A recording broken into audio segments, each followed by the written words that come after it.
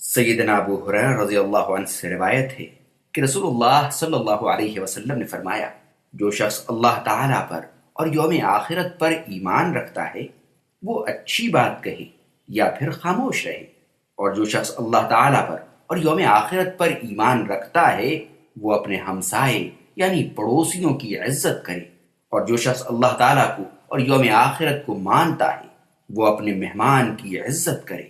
صحیح بخاری حدیث نمبر 6018، صحیح مسلم حدیث نمبر 47۔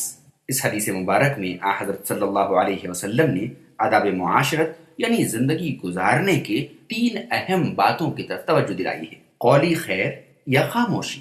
آپ نے پہلے بات یہ فرمائی کہ جو شخص اللہ تعالیٰ اور یوم آخرت پر ایمان رکھتا ہے وہ بات کرے تو اچھی بات کرے ورنہ خاموش رہے۔ انسان کی زبان جو بظاہر ایک چھوٹا سا عضو ہے، اس کا استعمال صحیح ہو تو انسان کو دنیا اور آخرت دونوں کی سعادت یعنی کامیابی مل جاتی ہے، اور اگر اس کا استعمال صحیح نہ ہو تو یہ انسان کے لیے تباہی کا سبب بن سکتی ہے۔ جتنے جھگڑے اور فسادات ہوتے ہیں، جتنے معاملات خراب ہوتے ہیں، جتنی زندگیاں تباہ ہوتی ہیں، اکثر قتل و غارت گری تک زبان کی خرابی سے ہوتے ہیں۔ اللہ تعالیٰ کی طرف سے کچھ فرشتے ہر انسان کے ساتھ متعین و مقرر ہیں جو اس کے منہ سے نکلنے والی ہر بات کو تحریر کرتے ہیں، لکھتے ہیں، جیسا کہ قرآن مجید میں ہے، ما يلفظ من قول الا لديه رقیب عتید۔ انسان جو کچھ بولتا ہے اس کے لکھنے کے لیے ایک نگراں تیار رہتا ہے۔ سورہ قاف آیت 18۔ وَإِنَّا عَلَيْكُمْ لَحَافِظِينَ، تمہارے اوپر معزز فرشتے مقرر ہیں جو تمہارے اقوال و اعمال تحریر کرتے ہیں، کراما کاتبین۔ الانفطار آیت نمبر 10 اور 11۔ ایک آیت میں آتا ہے کہ جب قیامت کے دن لوگوں کے نام اعمال ان کے ہاتھوں میں دے دیے جائیں گے، اللہ تبارک تعالیٰ نے انسان کے قول کو، انسان کی بات کو اس طرح قرآن میں بیان کیا ہے، ما لهذا الكتاب لا يغادر صغيرة ولا كبيرة الا احصاها۔ یہ کیسی کتاب ہے جس نے نہ چھوٹی بات چھوڑی ہے نہ بڑی بات۔ آج ہم اور آپ سی سی ٹی وی کیمرے کی بات کرتے ہیں، گوگل ارتھ کی بات کرتے ہیں۔ ذرا سوچیے، جس رب نے آپ کو پیدا کیا ہے، اس پوری کائنات کو پیدا کیا ہے، جس کا بھید کھلتے بھی نہیں کھلتے، جس کا بھید بڑے بڑے سائنٹسٹ آج تک نہ کھول سکے، وہ اگر آپ کی ریکارڈنگ کر رہا ہے اور آپ غلط حرکتیں کر رہے ہیں، وہ ریکارڈنگ آپ کے سامنے ہو، آپ کا رب آپ کے سامنے ہو، ایک طرف جنت ہو ایک طرف جہنم ہو، ایسے میں آپ پر کیا گزرے گی؟ اس لیے اللہ کے بندو، اللہ سے ڈرو۔ ایک دفعہ حضرت صلی اللہ علیہ وسلم نے اپنی زبان مبارک کو پکڑ کر حضرت معاذ رضی اللہ عنہ سے فرمایا، معاذ اسے قابو میں رکھنا۔ انہوں نے پوچھا، کیا ہم جو کچھ بولتے ہیں اس کا بھی مواخذہ اور محاسبہ ہوگا؟ آپ صلی اللہ علیہ وسلم نے فرمایا، بہت سے لوگوں کو منہ کے بل جہنم میں لے جانے والا عمل ان کی زبانوں کی کٹائی یعنی گفتگو ہوگی۔ جامع ترمذی حدیث نمبر 2612۔ اس لیے زبان کی خوب حفاظت کرنی چاہیے۔ انسان جب بھی بات کرے تو اچھی بات کرے ورنہ خاموشی بہتر ہے، کیونکہ جو زیادہ باتیں کرے گا اس کی غلطیاں اور گناہ بھی زیادہ ہی ہوں گے۔ اس لیے آپ صلی اللہ علیہ وسلم نے ایک موقع پر فرمایا، من صمت نجا، یعنی جو خاموش رہا وہ نجات پا گیا۔ جامع ترمذی حدیث نمبر 2501۔ بعض اوقات انسان کو اپنی کی ہوئی بات کا احساس نہیں ہوتا، لیکن وہ اسے جہنم کی اتاہ گہرائیوں میں جا ڈالتی ہے۔ حضرت صلی اللہ علیہ وسلم نے فرمایا، ایک شخص بات کرتا ہے اور اسے اپنی بات کی سنگینی کا احساس نہیں ہوتا، اور وہ اسی بات کی وجہ سے مشرق و مغرب کی درمیانی مسافت سے بھی زیادہ جہنم کی گہرائیوں میں گر جاتا ہے۔ کبھی جو اپنے دوستوں میں بیٹھ کر اپنے کسی مخالف کے سامنے کسی جھگڑے کے وقت میں جو باتیں آپ کرتے ہیں، کبھی اسے ریکارڈ کر لیں اور اکیلے میں اسے سن کر دیکھیں کہ آپ نے جتنی باتیں کہی ہیں، اگر وہ آپ کا رب آپ کے سامنے ہو اور آپ کو یقین ہونا چاہیے کہ آپ کا رب وہ تمام چیزیں دیکھ اور سن رہا ہے، کیا آپ ان باتوں کو دہرانے کی جرات کریں گے؟ ایک اور حدیث میں حضرت صلی اللہ علیہ وسلم نے فرمایا، جو شخص مجھے اپنے دونوں جبڑوں کے درمیان والے عضو یعنی زبان اور اپنی دونوں ٹانگوں کے درمیان واقع عضو یعنی شرمگاہ کی ضمانت دے دے، میں اسے جنت کی ضمانت دیتا ہوں۔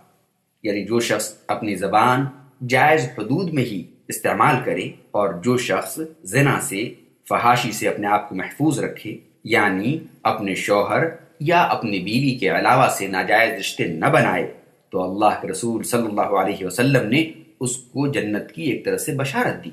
ایک دفعہ حضرت صلی اللہ علیہ وسلم سے پوچھا گیا کہ کون سی چیز لوگوں کو جنت میں لے جائے گی؟ آپ نے فرمایا وہ دو چیزیں ہیں، خوف الہی اور حسن اخلاق۔ خوف الہی یعنی اللہ کا ڈر، کوئی بھی برا عمل جب بھی وہ کوئی غلط کام کرنا چاہے تو اسے اس بات کا ڈر ہو کہ میرا رب مجھے دیکھ رہا ہے، اور حسن اخلاق یعنی اچھا اخلاق۔ پھر آپ سے پوچھا گیا کہ سب سے زیادہ کون سی چیز لوگوں کو جہنم میں لے جائے گی؟ تو آپ صلی اللہ علیہ وسلم نے فرمایا وہ دو چیزیں ہیں، زبان اور شرمگاہ یعنی زنا، یعنی بد زبانی، بد کلامی، گالی گلوچ وغیرہ، اور شرمگاہ یعنی زنا۔ جامع ترمذی حدیث نمبر 2004، سنن ابن ماجہ حدیث نمبر 4246۔ ان کے علاوہ بھی بہت سی احادیث میں زبان کی حفاظت پر زور دیا گیا ہے۔ اسی لیے اس حدیث میں حضرت صلی اللہ علیہ وسلم نے فرمایا جو شخص اللہ تعالیٰ اور یوم آخرت پر ایمان رکھتا ہے وہ بات کرے تو اچھی کرے ورنہ خاموش رہے۔ اکرام الجار یعنی پڑوسیوں کی عزت و تکریم۔ پڑوسی کے بھی انسان کے ذمے بہت سے حقوق ہیں، انہیں کسی قسم کا ایذا یا تکلیف نہ دے۔ ہمسایہ یعنی پڑوسی رشتہ دار ہو یا غیر رشتہ دار، مسلمان ہو یا غیر مسلم، قرآن کریم میں دونوں کے ساتھ اچھا سلوک کرنے کا حکم دیا گیا ہے۔ سبھی پڑوسی ہمسایگی یعنی پڑوسی ہونے کی حیثیت سے حسن سلوک اور تعاون کا حقدار ہیں۔ اچھے کاموں میں ان کا تعاون کیا جائے، برے کاموں میں ان کی اصلاح کی جائے۔ حضرت صلی اللہ علیہ وسلم نے فرمایا جبرائیل امین مجھے ہمسایہ کے بارے میں اس قدر تائید کرتے رہے کہ مجھے خیال ہوا کہ شاید ہمسائے کو وراثت کا بھی حقدار نہ بنا دیا جائے۔ جامع ترمذی حدیث نمبر 1942۔ ایک دفعہ حضرت صلی اللہ علیہ وسلم نے فرمایا اللہ تعالیٰ کی قسم وہ ایماندار نہیں۔ آپ نے بار بار یہ الفاظ ارشاد فرمایا۔ پوچھا گیا اے اللہ کے رسول کون ایماندار نہیں؟ آپ نے فرمایا جس کی تکلیفوں اور ایذا سے ہمسایہ محفوظ نہ ہو۔ صحیح بخاری 6016۔ دوسری حدیث میں آپ نے فرمایا جس کی تکلیفوں اور دکھوں سے ہمسایہ معمون نہ ہو، محفوظ نہ ہو، وہ جنت میں نہیں جائے گا۔ صحیح مسلم حدیث نمبر 46۔ آپ صلی اللہ علیہ وسلم نے فرمایا جو شخص اللہ اور رسول پر ایمان رکھتا ہے اسے اپنے ہمسایوں یعنی پڑوسیوں کے ساتھ حسن سلوک رکھنا چاہیے۔ صحیح مسلم حدیث نمبر 47۔ آپ نے فرمایا اللہ تعالیٰ کے نزدیک بہترین ساتھی وہ ہے جو اپنے ساتھیوں کے حق میں اچھا ہو، اور اللہ کے نزدیک بہترین ہمسایہ وہ ہے جو اپنے ہمسایوں کے حق میں اچھا ہو۔ کیا آپ اللہ کے نزدیک اچھے بننا چاہتے ہیں تو اپنے ساتھیوں اور اپنے ہمسایوں کے حق میں اچھے ہو جائیے۔ جامع ترمذی حدیث نمبر 1944۔ ایک عورت بڑی عبادت گزار تھی، دن کو روزے رکھتی اور رات کو تہجد ادا کرتی، مگر پڑوسیوں کے حق میں اچھی نہ تھی، وہ انہیں ایذا دیا کرتی تھی۔ آپ نے اس کے متعلق فرمایا وہ جہنم میں جائے گی۔ مسند احمد جلد 2 صفحہ نمبر 440۔ ہم بھی اپنا جائزہ لیں کہ ہم نماز پڑھتے ہیں، روزہ رکھتے ہیں، تہجد بھی پڑھتے ہیں، داڑھی بھی ہے ہمارے پاس، ہم پردے میں بھی رہتے ہیں، سود بھی نہیں کھاتے، حرام رزق بھی نہیں کھاتے، لیکن کیا ہمارے ہاتھ سے، ہمارے عمل سے، ہماری زبان سے ہمارے پڑوسی محفوظ ہیں؟ کیا ہم ان کے دکھ درد میں کام آتے ہیں؟ کیا ہم ان کے ساتھ، ان کے بچوں کے ساتھ بہتر سلوک کرتے ہیں؟ اگر نہیں کرتے تو جس جنت کے لیے نماز پڑھتے ہیں وہ تو نہیں ملنے والی۔ بعض سلف سے منقول ہے کہ ہمسائیگی کا دائرہ 40 گھروں تک ہے، جیسا کہ بعض ضعیف روایت میں ہے۔ ایک دفعہ آپ صلی اللہ علیہ وسلم نے کبیرہ گناہوں کا ذکر کرتے ہوئے سب سے پہلے شرک، اس کے بعد روزی کے خوف سے اولاد کو قتل کرنا، اس کے بعد ہمسایہ کی بیوی سے زنا کا ذکر فرمایا۔ حالانکہ زنا جس سے بھی کیا جائے گناہ ہے، لیکن ہمسایہ کی بیوی سے زنا کی شناعت اور برائی مزید بڑھ جاتی ہے۔ اسی طرح آپ صلی اللہ علیہ وسلم نے فرمایا جب سالن پکاؤ تو پانی ڈال کر شوربہ بڑھا لیا کرو اور ہمسایہ کے گھر بھی بھیجوا دو۔ صحیح مسلم حدیث نمبر 2625۔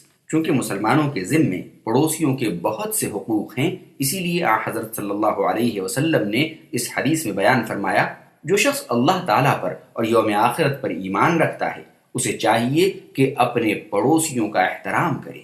اکرام ضیف یعنی مہمان کا اکرام اور عزت افزائی۔ حضرت صلی اللہ علیہ وسلم نے اس حدیث میں آداب و احکام معاشرت میں سے تیسری اہم بات بیان فرمائی ہے۔ ہماری زندگی کے معاملات میں سے مہمان نوازی ایک بہت ہی اہم معاملہ ہے، اس سے بہت سے رشتے، بہت سے مسائل، بہت سے معاملات طے ہوتے ہیں۔ اسی لیے نبی کریم صلی اللہ علیہ وسلم نے فرمایا کہ جو شخص اللہ تعالیٰ پر اور آخرت پر ایمان رکھتا ہے اسے چاہیے کہ مہمانوں کا اکرام کرے، ان کی ممکن حد تک خاطر و مدارات کرے۔ مہمانوں کی عزت و تکریم بھی اخلاق حسنہ میں سے ہے۔ حضرت ابراہیم علیہ السلام کے بارے میں آتا ہے کہ وہ کبھی اکیلے کھانا نہیں کھاتے تھے، کوئی مہمان آ جاتا تو بہتر، ورنہ کسی کو بلا کر لے آتے اور اکٹھے کھانا تناول فرماتے۔ مہمان کے آنے پر ناگواری محسوس کرنا اسلام اور اخلاق کے منافی ہے۔ ہر کوئی اپنی قسمت کا کھاتا ہے، اس لیے مہمان کی آمد پر تنگ دل ہونے کے بجائے خوش اور مسرور ہونا چاہیے، اور حتی المقدور اس کی خوب خدمت کرنی چاہیے۔ حتیٰ کہ اگر کسی نے ہمارے ساتھ بطور میزبان اچھا سلوک نہ کیا ہو، اگر کسی وقت وہ بھی آپ کا مہمان بن کر آئے تو اس کی خاطر و مدارات میں بھی کوئی کمی نہیں کرنی چاہیے۔ حضرت صلی اللہ علیہ وسلم سے کسی نے پوچھا کہ اگر میں کسی کے ہاں مہمان ٹھہروں اور وہ میرے ساتھ اچھا سلوک نہ کرے، بعد میں کسی وقت وہ میرا مہمان بنے تو میں کیا کروں؟ اس سے بدلہ لوں یا مہمان نوازی کروں؟ آپ صلی اللہ علیہ وسلم نے فرمایا، جس کا اللہ تعالیٰ پر اور یوم آخرت پر ایمان ہے وہ اپنے مہمان کی تکریم بجا لائے۔ عرض کیا گیا، حضور کب تک؟ آپ نے فرمایا، پرتکلف کھانا 1 دن رات اور ضیافت صرف 3 دن تک، اس کے بعد کی خدمت اور تواضع صدقہ ہے۔ چلتے وقت بھی اس کو اتنا خرچ دینا چاہیے کہ ایک منزل تک کافی ہو جائے، اس کو جائزہ کہتے ہیں۔ صحیح مسلم حدیث نمبر 48۔ چونکہ مہمان کا میزبان کے ذمے حق ہوتا ہے، اس لیے حضرت صلی اللہ علیہ وسلم نے ان احادیث میں میزبان کو مہمان کے اکرام، خاطر و مدارات اور خدمت کرنے کی تلقین فرمائی ہے۔ لیکن جہاں میزبان ان احکام کا پابند اور مکلف ہے، اسی کے ساتھ مہمان بننے کے بھی کچھ آداب ہیں۔ جب کوئی شخص مہمان ٹھہرے تو اسے اپنے میزبان کے لیے بلائے ناگہانی نہیں بننا چاہیے، اور ایسا انداز بھی اختیار نہیں کرنا چاہیے جس سے میزبان کو تکلیف پہنچے یا مہمان بوجھ بن جائے یا شرمندگی کا باعث ہو۔ بالعموم ہر شخص اپنی حیثیت کے مطابق مہمان کی خدمت بجا لاتا ہے اور اس میں کمی نہیں چھوڑتا، لیکن کئی مہمان کسی ایسی چیز کا مطالبہ کر دیتے ہیں جس کا مہیا کرنا میزبان کے لیے ممکن ہی نہیں ہوتا یا اس کے بس میں نہیں ہوتا۔ نیز میزبان کے ہاں مہمان کو بلا وجہ طویل عرصے تک قیام نہیں کرنا چاہیے۔ ایک حدیث میں حضرت صلی اللہ علیہ وسلم نے فرمایا، مہمان کے لیے جائز نہیں کہ وہ کسی کے ہاں طویل قیام کرے اور میزبان کو گنہگار کرے۔ صحیح مسلم حدیث نمبر 1727۔ مہمان کو چاہیے کہ وہ ایسا مہمان ثابت ہو کہ میزبان اس کی دوبارہ آمد پر بھی اسے اپنا مہمان بنانے میں فرحت محسوس کرے۔ ایک دفعہ ایک آدمی نے حضرت صلی اللہ علیہ وسلم کی خدمت میں حاضر ہو کر اپنی تنگ دستی اور بھوک کا ذکر کیا۔